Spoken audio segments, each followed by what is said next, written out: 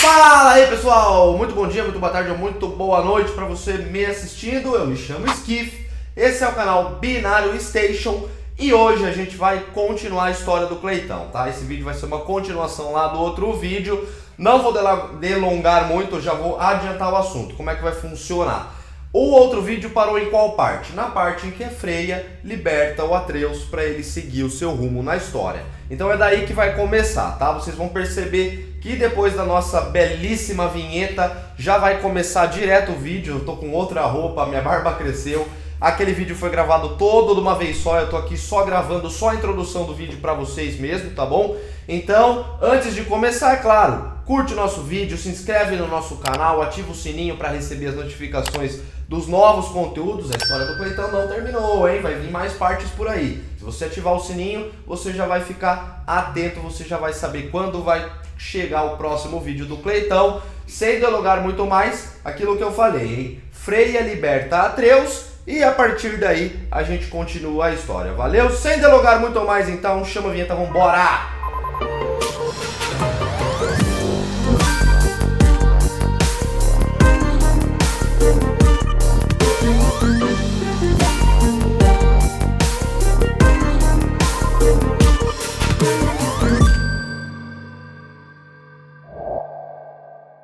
Sendo assim, o Atreus volta para casa do Sindri. Quando ele chega lá, o Kratos, Tyr, Brock e Sindri, todo mundo preocupado onde ele estava. Na verdade, o Sindri mete o louco, né? Porque o Sindri foi junto com ele. E eles se sentam para jantar. Eles sentam para jantar ali, todo mundo tá. E o Atreus pergunta o que está acontecendo, sobre o que eles estão falando. Então o Cleitão fala para ele que o Tyr sugeriu para que eles fossem até o reino de Alfheim, o reino dos elfos, porque o Atreus disse para o Kratos que lá ele achou um templo da Groa, uma profetisa gigante. E o Kratos falou isso para o Tyr, e o Tyr sugeriu que todos fossem lá nesse templo de Groa, que possa ter alguma resposta escondida que eles não perceberam antes. Então o próximo rumo da jornada é Alfheim, para chegar no templo de Groa. Então eles viajam para Alfheim, chegam até o templo de Groa. Quando eles chegam lá, tem um tríptico, como sempre. O Atreus mais uma vez encosta a mão no tríptico e ele abre aquele portal mágico para aquele local mágico onde aparecem as imagens do Ragnarok, as imagens proféticas dos gigantes. E aí, nessa imagem, nesse novo tríptico que eles acharam, a profecia é o seguinte: aparecem lá as imagens, tal, não sei o que, e dessa vez a profecia que aparece, as imagens mostram Groa indo atrás de seu marido. Ela está procurando o seu marido que está perdido, só que ao invés de achar o seu marido, a Groa acha visões, ela se depara com umas visões, com umas profecias do Ragnarok. E aí o Odin descobre que a Groa teve essas visões. Ele obriga a Groa a contar para ele o que ela viu nas visões dela e logo em seguida mata ela. Depois das imagens de Odin obrigando Groa a contar a visão do Ragnarok para ele, outras visões aparecem, outras imagens aparecem, e dessa vez nas imagens aparece um cara grandão, gigantão, um tal de campeão, que o Atreus consegue traduzir ali a escrita, né, as runas nórdicas, e aparece um cara gigante, embaixo dele está escrito que ele é o campeão dos Jotnar. E essa profecia, essa imagem mostra esse tal desse campeão simplesmente destruindo Asgard. Então quando o Atreus vê esse tal de campeão destruindo Asgard Asgard é destruída? na profecia, ele já fica muito animado, ele já tem certeza que esse tal desse campeão é o Tyr, ele já começa a contar a vitória antes mesmo da guerra. Só que o Tyr fala: nenhuma profecia vai dizer o rumo que eu vou dar para minha vida. Se essa profecia está falando que eu vou entrar numa batalha e ser o campeão que vocês querem, pode esquecer, amigão. Eu não sou mais esse cara, eu já falei para vocês. Eu abri mão da violência, eu vou ditar o próprio rumo da minha vida, e não uma profecia que qualquer um falou por aí. Então eles voltam embora, eles voltam para casa do Sindri. Enquanto eles estão jantando, todo mundo ali comendo, na hora que o Tyr vai servir o prato para o Atreus, ele fala: um prato digno de um campeão. E o Kratos fica muito bravo com isso, porque o Kratos já falou que eles não têm nada a ver com essas profecias, ele não quer saber dessas paradas, ele quer proteger o filho dele. Então o Kratos fala: essa palavra tira o julgamento, desconcentra o julgamento do meu filho. Não chama o Atreus de campeão, até porque ele nem sabe se ele realmente é esse tal de campeão. E aí começa uma discussão entre o Kratos e o Atreus, pai e filho discutem, e aí o Atreus sai, ele nem come, ele nem começa a comer a comida, ele se tranca no quarto dele, pega aquele artefato mágico que eu falei para vocês, a bolinha mágica dos gigantes, ele abraça ela, ele segura ela bem firme, deita-se e dorme. E quando o Atreus deita para dormir segurando a bolinha dos gigantes, lá ele fica falando bosque de ferro, bosque de ferro, bosque de ferro, até que ele cai no sono e ele acorda para variar em outro lugar que não tem nada a ver com o lugar que ele estava antes. Ele acorda numa floresta bem colorida, bem bonita, muito diferente, uma floresta que ele nunca tinha visto antes. E aí alguns lobos começam a aparecer e ele vai seguindo esses lobos. E conforme ele segue os lobos, ele chega até uma parte mais aberta da floresta e tem umas pinturas assim no chão. Quando ele chega perto das pinturas, para ele ver o que tem desenhado nas pinturas, uma menina aparece e fala que estava esperando por ele. A menina fala que esperou por esse momento a vida inteira dela. Essa menina é a Angrboda. Ela é uma das últimas gigantes que sobraram, assim como o Atreus, e ela fala para ele: o meu destino era te encontrar para te entregar isso aqui. Ela entrega para o Atreus uma bolsa, uma bolsinha cheia daquelas bolinhas que ele tinha achado, cheia daquelas esferas que era até então só uma relíquia, né? Uma relíquia dos gigantes. Mas quando ela entrega para ele o saquinho com um monte de bolinhas daquelas, o Atreus vê que ali tem o nome dos gigantes. Então a Angrboda explica para ele que já que o Odin se esforça tanto para matar os gigantes, para eliminar eles, todo o esforço que o Odin faz é para matar os gigantes, ele odeia muito os gigantes, então os gigantes arrumaram um jeito de se esconder. Eles guardaram as suas próprias almas dentro dessas esferas, ou seja, aquelas esferinhas, aquele artefato, não é um artefato de gigantes, mas sim, na verdade, os próprios gigantes. A alma deles estão guardadas ali para que eles pudessem se esconder de Odin. Eles deixaram alguns cadáveres, os corpos deles físicos ficaram mortos em Jotunheim, tipo uma evidência falsa de que todo mundo morreu, só que na verdade tá todos os gigantes, todo mundo juntinho, todo mundo esperando o momento de ser libertado por alguém. E esse alguém até então supostamente seria o Atreus. Angrboda fala para ele que a responsabilidade dela, o destino dela era entregar a bolsa com os gigantes para o Atreus, e a partir daí ele seguiria o seu próprio destino. Então ele aceita, ele reluta um pouco, ele fica um pouco espantado com esse monte de informação, mas ele aceita a bolsa e eles começam a voltar para a casa da Angrboda. Eles estão indo para a casa dela e no meio do caminho eles se deparam com a avó da Angrboda. A avó dela é uma gigante, realmente gigante, ela é muito gigante. Ela tortura, ela faz mal para alguns animais lá, não sei o que, eles enfrentam ela, e quando eles enfrentam a avó da Angrboda, eles enfrentam ela na casa da avó da Angrboda, numa casa onde tudo é gigante. E lá, como ela pega muitos animais para maltratá-los e tal, não sei o que, tem uma cobra que está morta, tem uma cobra lá, ela está morta, a cobra é pequena, mas já é maior do que os dois, é uma cobra gigante. Então Atreus ele tem uma bela de uma ideia, ele pega uma das bolinhas, uma das esferas dos gigantes e ele transfere a alma da bola para a cobra morta, numa tentativa de salvar duas vidas com uma cajadada só. Ele transfere a alma da bolinha para a cobra volta à vida, a alma do gigante agora tem um corpo físico para viver e a cobra simplesmente some. Ele dá vida para a cobra acorda e sai vazado. Ele fica até meio chateado que a cobra não deu nenhum muito obrigado para ele.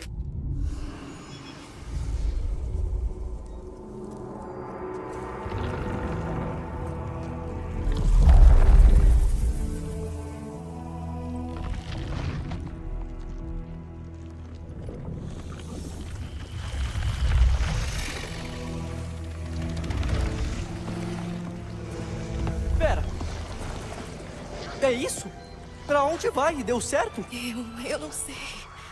Então, como o Atreus fica muito frustrado com esse negócio, com essa tentativa de dar vida para a cobra e ele ganhar um novo amigo ou alguma coisa assim, ele fica muito frustrado, muito triste e ele desiste de cuidar das almas dos gigantes. Ele entrega a bolsa de novo com as bolinhas dos gigantes para a Angrboda. Ela pergunta se ele tem certeza que ele quer fazer isso. Ele fala: tenho certeza, fica com você, eu não quero essa responsa para mim, porque eu acho que não vai dar certo. Enfim, ele devolve a bolsa para a Angrboda recebe de novo, ela não insiste, Ela não gosta muito, mas ela recebe de novo. Sendo assim, eles voltam para casa dela, afinal eles derrotaram a avó da Angry Boda, tal, não sei o que, chega a hora de voltar. Então, quando eles voltam para casa dela, os dois se deitam no chão e a Angry Boda fala para ele se deitar, fechar os olhos e pensar com todas as suas forças na sua casa para que ele possa voltar para casa. E é isso que ele faz, ele se deita, fecha os olhos e pensa, casa, casa, casa, ele fica pensando em casa,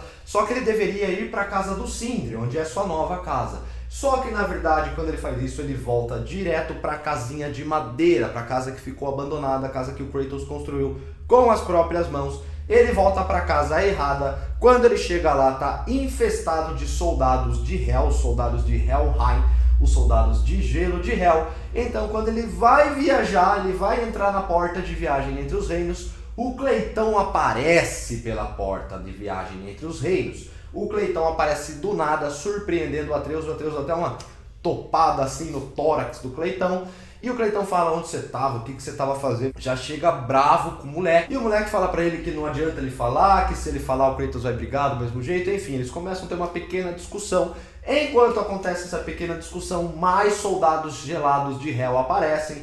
Kratos e Atreus lutam com eles, matam eles. E quando o Cleitão vai entrar na porta de viagem para voltar para casa do Sindri, quando ele abre a porta, uma valquíria aparece simplesmente do nada, do Neida. E já chega lascando a porrada no Cleitão, chega metendo uma bicuda brutal, joga ele pra cima, arrebenta com ele. Kratos e Atreus enfrentam essa valquíria que tem como nome Vanadis. Eles enfrentam ela, quando ele está quase derrotando, na verdade ela vai derrotar o Kratos. A valquíria chega, coloca a espada no pescoço do Cleitão, o Cleitão com o machado no pescoço dela. E o Kratos percebe, como grande soldado que ele é, ele percebe que aquela valquíria não é qualquer valquíria. Ele fala, Freya? Aquela valquíria é a própria Freya vestindo o seu traje de valquíria para matar o Kratos, que foi isso que ela jurou fazer. Ela vai usar todas as suas forças para matar o Cleitão. Só que na hora que ela tá com a faca, com a espada no pescoço do Kratos, o Atreus está perto, ele surta, ele tem um ataque de raiva e ele se transforma no urso de novo. Ele vai com tudo pra cima da Freya, mas o Kratos impede, cara. O Kratos entra na frente do Atreus e fala, não, garoto, ela é nossa amiga, não ataque ela. Ele acalma o urso revoltado para que o urso não mate a mulher que está tentando matar ele. É muita honestidade, é muita bondade, é muita maravilha numa cena só, numa história só. Então a Freya vê aquela cena do Cleitão tentando acalmar o seu filho, que está muito nervoso porque a Freya está tentando matar o seu pai, e ela se toca, ela se liga que essa revolta toda não vai levar ela a lugar nenhum. Então ela fala, bom, já que é assim, vocês vão ser mais úteis para mim vivos. Afinal, Ragnarok tá chegando, eu quero matar o Odin também, não é só você. Quem mais desgraçou com a vida da Freya foi o Odin. Então, Kratos e Atreus vão ser mais úteis vivos, porque vivos eles conseguem ajudar ela a ir atrás do Odin. Aí então, quando tudo se acalma, todo mundo vira amigo de novo, muito legal de ver, inclusive, essa parte da história, Freya perdoando o Kratos pedindo desculpa para ela. Então, o próximo passo é ir para Vanaheim, o reino dos deuses Vanir, o reino natal da deusa Freya. Por que ela tem que ir para lá? Porque, como já disse lá na outra história, ela está presa. Existe um feitiço que Odin fez nela, prendendo ela apenas em Midgard. Ela não pode sair de Midgard, porque tem um feitiço de amarração prendendo ela. Então ela fala que eles têm que ir até Vanaheim, que é o seu reino natal, que lá ela vai conseguir desfazer esse feitiço e poder viajar entre todos os reinos. Afinal, se ela não conseguir viajar entre um reino e outro, ela nunca vai conseguir chegar até Odin e assim matar Odin. Então, beleza, eles vão para Vanaheim, Brock, Kratos, Mimir e Freya vão para Vanaheim e eles chegam lá, começam a andar. O destino deles é o templo da própria Freya, tá? O destino que eles querem chegar em Vanaheim é o templo de Freya. Só que no meio do caminho o Brock acaba pisando numa armadilha e é puxado para dentro de uma caverna. Então corre a Freya e o Kratos a ajudar o Brock dentro da caverna. Quando eles chegam na caverna, quem está na caverna, quem que preparou a armadilha que pegou o Brock? Simplesmente Freyr. Freyr é o irmão natural de Freya, o irmão em primeiro grau, o irmão direto da Freya, só que ela guarda um pequeno rancor dele porque ele abandonou o seu reino natal para viver com os elfos, existe toda uma história por trás disso, e ela tem um certo rancor do seu irmão Freyr. E um detalhe bem importante que eu esqueci de citar é que quando eles chegam em Vanaheim, como Freya não pode viajar de um reino para outro, ela tem um truque na manga. Você deve estar se perguntando, mas se Freya não pode sair de Midgard, como que ela foi para Vanaheim?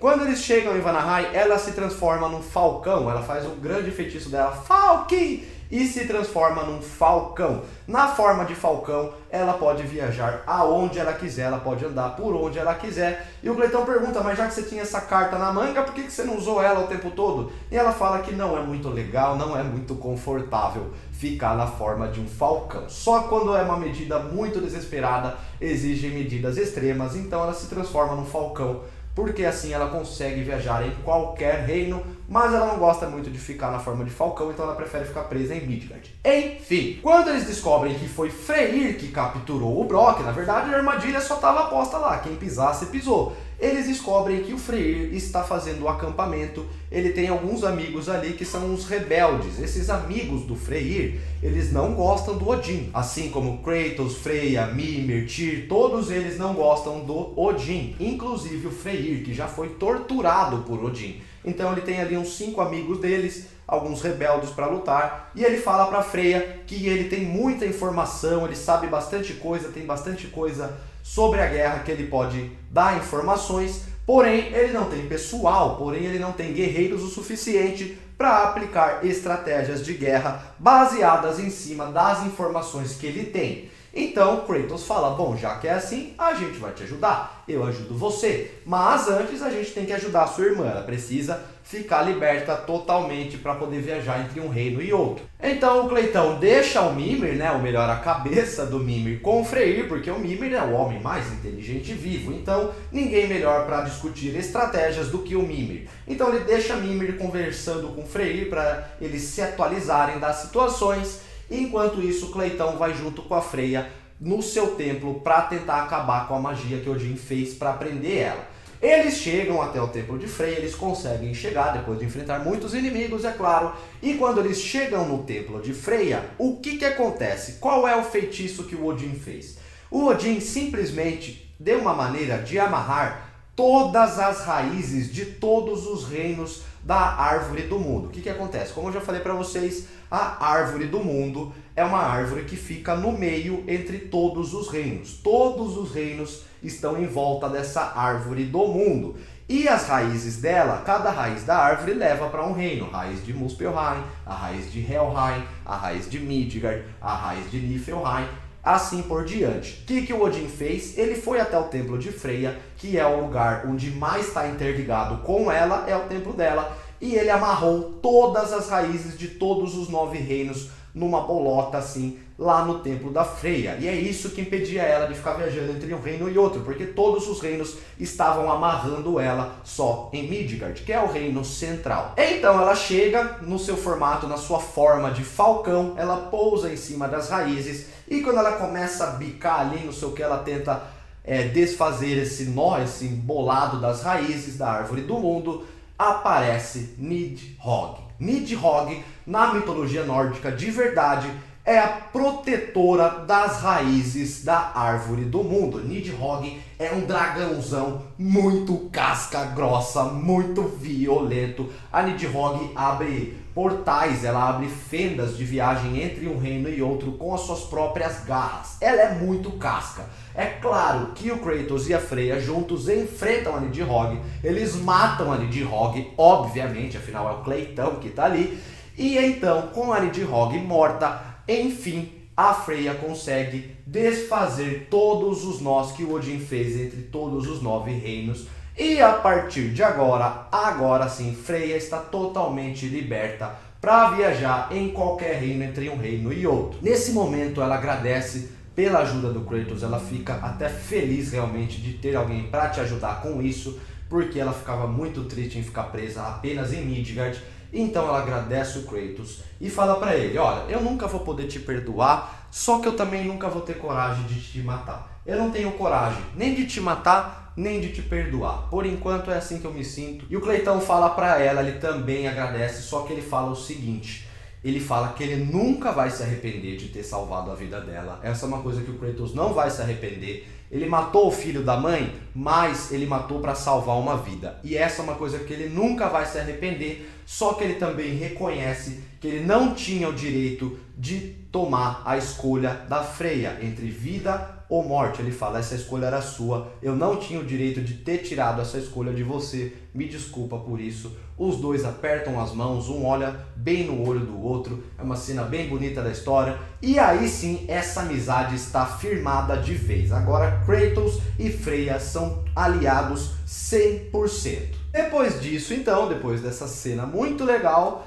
eles voltam lá para o acampamento do Freyr. Quando eles chegam lá, a Freya fala que não pode ficar ali em Vanaheim por muito tempo, agora que ela está libertada, ela tem outras coisas para fazer, para resolver, e o Cleitão volta lá para a casa do Sindri. Quando o Kratos chega na casa do Sindri, Sindri e Atreus estão discutindo, o Sindri está brigando com o Atreus, e o Kratos vai lá, pergunta o que está acontecendo, o Sindri sai fora e fala, ponha juízo na cabeça desse menino, pelo amor de você.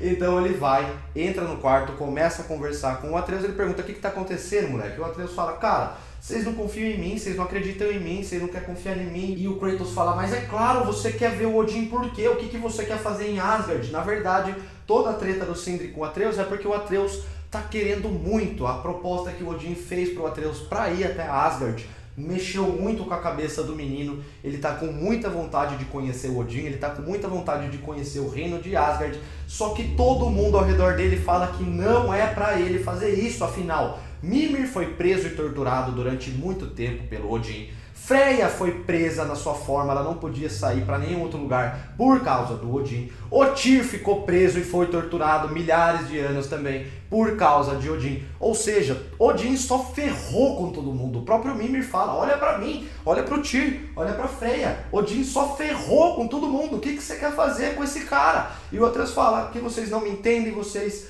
não entendem, é complicado, eu não consigo explicar, mas eu preciso ver ele, eu preciso ir até Asgard. E aí o Kratos fala, então beleza, moleque, você vai ter que escolher se você vai continuar mentindo ou se você vai ser meu filho. O Kratos fica bravo e fala, e escolher? Que escolha eu tenho? Vocês não me dão escolha de nada, só fica brigando comigo. Então o Cleitão fala mais grosso ainda, fica bravo, pega o Atreus pelo braço, segura e fala, garoto. Nesse momento o Atreus fala, me deixa em paz, ele puxa, ele surta de novo, ele fica com muita raiva, ele dá um rage e ele se transforma no urso de novo, um caos dentro da casa do Sindri, um baita de um caos. Quando ele se transforma no urso, ele surta, ele perde o controle, o Sindri entra na frente dele, tenta acalmar, ele fala, Atreus sou eu, calma, calma. O Atreus em forma de urso dá um tapão no Sindri, faz o Sindri voar longe, sai correndo de dentro da casa, vai até a porta de viagem entre os reinos, quebra a porta de viagem entre os reinos e cai em Midgard. Quando ele cai em Midgard, ele nem sabia, ele só saiu correndo, entrou na porta de viagem e caiu no primeiro reino que apareceu, que no caso foi Midgard. Quando ele cai em Midgard, ele volta à sua forma humana, né, forma de Deus, humanoide, vamos assim dizer, e ele chega bem pertinho do Charlie. O Charlie é a tartaruga gigante que era a antiga casa da Freya. Ele se encontra com o Charlie. Como eu falei, o Fimbulwinter muda totalmente o tempo, o clima de todos os reinos. E o Charlie está praticamente morto. O Charlie está morrendo porque ele está com muito frio. A Freya não mora mais dentro do Charlie para poder acender a lareira, esquentar ele e tal. Então o Atreus ajuda o Charlie, ele pede pro Charlie fazer a última força, levantar para ele poder entrar na casa que fica dentro da tartaruga. Ele acende um foguinho lá, ele esquenta o Charlie, ele ajuda o Charlie agradece ele e nesse momento aparece um corvo na janela. Quando o corvo aparece, o Atreus fala pro Charlie ficar tranquilo, que o corvo é amigo, ele não vai fazer mal nenhum. Então muitos mais corvos aparecem, começam a voar ao redor de Atreus e esses corvos fazem uma viagem, é tipo um teletransporte. Eles teletransportam Atreus de Midgard para Asgard. O Atreus surge do nada em Asgard, onde ele queria tanto chegar. Ele confirma que ele chegou em Asgard, porque quando ele olha para o horizonte, ele vê lá o muro gigante que foi construído para a cidade dos deuses Aesir. Então quando ele chega lá, um menininho humano mesmo, normal, fala com ele, ô louco, quem é você, de onde você veio, para onde você vai? Ele fala, bom, meu nome é Loki, ele se denomina como Loki, e fala para o menino que se chama Skjolder, ele fala para o Skjolder que ele está indo se encontrar com o pai de todos. O Skioldr dá risada, tira o sarro, que você vai falar com o pai de todos? Ninguém pode passar desse muro. Ninguém nunca passa desse muro. As únicas pessoas que passam pela muralha são pessoas, aliás, são deuses Aesir ou quem sabe magia. Você sabe magia? O Atreus fala, sei um pouco sim. Você é um deus Aesir? Não sou, mas eu fui convidado pelo próprio Odin, pelo próprio pai de todos. Então Atreus está determinado a escalar a muralha gigantesca. Ele começa a escalada. Quando ele chega no final, quando ele põe a mão no topo do muro para puxar os últimos metros e subir, quando ele põe a mão assim, outra mão aparece e puxa o Atreus. Essa mão é a mão do Heimdall, o famoso Heimdall que aparece nos filmes do Thor também. O Heimdall é o maior guerreiro do Odin, é o maior aliado que o Odin tem. E ele pergunta, que parte do muro gigante faz você pensar, ah, eles querem receber visitantes? Então Atreus fala, bom, eu fui convidado pelo próprio Odin. O Heimdall não dá muita moral, porque ele falou que você é convidado pelo Odin? Se fosse era pra eu estar sabendo, viu? Então o Heimdall vai matar, ele realmente está disposto a soltar o Atreus da muralha. Quando ele vai soltar o Atreus fala, viu? O Odin vai ficar muito bravo se souber que você matou o convidado dele, Loki dos Jotnar. Quando o Atreus fala Loki dos Jotnar, aí o Heimdall dá uma opa. Aí o Heimdall se liga na situação, ele repensa a atitude dele e fala, então beleza, vamos lá, eu vou te acompanhar até o pai de todos. Então o Heimdall puxa o Atreus para cima do muro, ele enfim consegue escalar o muro e chegar até a cidade dos deuses Aesir. Na verdade, nem todos os Aesir são deuses, alguns são só pessoas comuns mesmo, o Heimdall fala para ele. Enfim, eles chegam até uma casa aparentemente simples, bonita, porém simples, que foi Odin que construiu com suas próprias mãos e é chamada de a Grande Morada. Quando o Atreus chega lá, ele fica até espantado, porque ele achou que a casa do Odin, né, o pai de todos, o deus dos deuses, ia ser um castelo, um templo, um negócio exorbitante, mas na verdade não. É uma casinha simples de madeira, bem bonita, bem feita, porém bem simples. É a Grande Morada, o lar, a casa do próprio Odin. Mas quando eles chegam lá, o Atreus pergunta, tá, mas cadê o Odin? Só que o Heimdall fala o negócio seguinte, você não vai ver Odin não, cidadão. O Heimdall tem os olhos roxos, ele tem um olho brilhante, um olho bonito, porque esse olho é o maior poder do Heimdall. Qual é esse poder? O poder dele é enxergar a alma das pessoas. O Heimdall consegue ver os pensamentos mais profundos de todo mundo, seja humano, seja um deus, seja um animal, seja qualquer coisa. O Heimdall tem o poder de ver, sentir, saber tudo que os outros pensam. É praticamente um leitor de mentes mesmo, só que além disso ele também vê outras coisas mais profundas na alma das pessoas. Ele sabe quem você é e o que você vai fazer só de olhar no seu olho. E ele percebe que o Atreus não está com as intenções 100% boas. O Atreus, na verdade, ele vai lá porque ele quer espionar o Odin.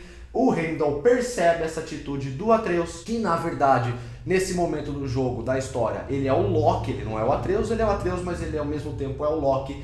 E lá no reino Aesir, todo mundo chama ele de Loki. Então o Heimdall fala, Loki, você não vai fazer o que você está querendo fazer. E começa a descer o sarrafo no Atreus. O Atreus até tenta bater no Heimdall, mas ninguém nunca conseguiu encostar um dedo no Heimdall, justamente porque ele pode prever todos os seus movimentos, todos os seus pensamentos, antes mesmo de você poder executá-los. Então o Atreus tenta, mas não consegue nem chegar perto do Heimdall. O Heimdall dá um cacete no Atreus, até o momento que Thor, o deus do trovão, chega e fala pro Heimdall parar de graça, senão o pai de todos vai ficar bravo de verdade. Aí sim o Heimdall dá moral, afinal é o Thor que intimou ele. Quando você toma uma intimada do Thor, o deus do trovão, você tem que ficar pianinho, independente de quem você seja. Então o Heimdall sai fora. Você é doente. O Odin chega, pergunta o que está acontecendo, que zona é essa, e o Heimdall fala, pai de todos, esse garoto, ele vai te trair. Aí o Odin olha pro Atreus e fala, viu, mas você já pensou em chegar aqui, já me matar assim, logo de cara? Esse era seu plano? Bem direto, bem sucinto ele. O Atreus, ele, não, né, não era esse o meu plano. E ele fala, viu, Heimdall, viu só, pode ir embora, fica tranquilo, vai, dá um ar pra nós. O Rei-Moo vai embora, ele faz pai de todos, sai fora bem amarguradinho. Galerinha, é o seguinte, mesma coisa do outro vídeo, tá? Ficou mudo aí, você vai ver que não tá sincronizado a fala com o vídeo, porque, como eu disse, esse vídeo vai ser separado, tá? Eu gravei ele de uma vez só, mas eu vou separar ele em 6 partes, tá? Como eu já disse também, para não ficar tomando muito tempo de vocês. Então, por enquanto, fica por aqui, tá? Mas logo já vai chegar a 3ª parte, tá bom? Fiquem atentos aí para não perder a continuação da história da vida do Cleitão, beleza? Uma história bem completinha que eu fiz bem caprichado para vocês. Então não deixe de curtir. Se você já chegou aqui no final do vídeo, não custa nada você dar o like no nosso vídeo, aquele se inscrever no nosso canal, o plim plim do sininho para ficar esperto quando chegar um novo vídeo. E eu agradeço muito para você que ficou escutando a minha belíssima voz até o final do vídeo. Muito obrigado pela sua atenção e até a próxima!